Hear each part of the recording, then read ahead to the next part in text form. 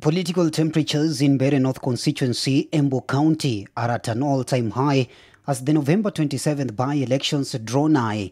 Deputy President Kithure Kindiki and former Deputy President Rigathi Geoffrey Gachagua are accusing each other of planning and instigating chaos in the hotly contested race. So we have nothing to fear. Watu ya Mbeere North, hawa watu wanatisha hapa, watu ni watu kidogo. Na mimi nataka kusema kama Daudi kwa Biblia, huyu Goliathi mnaoona leo, Alhamisi ijayo huyu Goliathi nitamwangusha.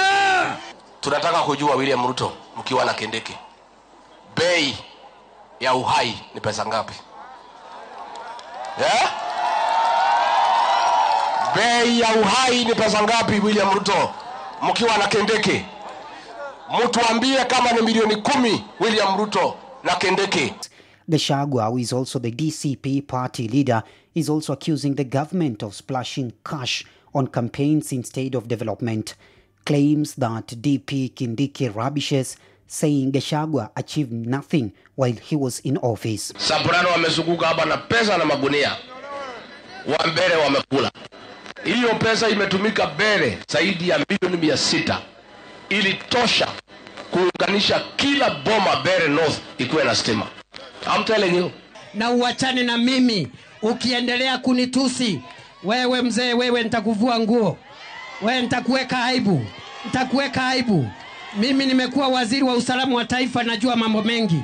Usicheze na mimi, nitakuvua nguo wewe. The Mbeere North polls is seen as a litmus test on the ultimate kingpin of the mountain, a competition between Gachagua and Kindiki. On his part, Kalonzo Musyoka, the Wiper Party boss, has sounded the alarm over what he terms as an alleged voter bribery scheme being orchestrated by the Kenya Kwanza government.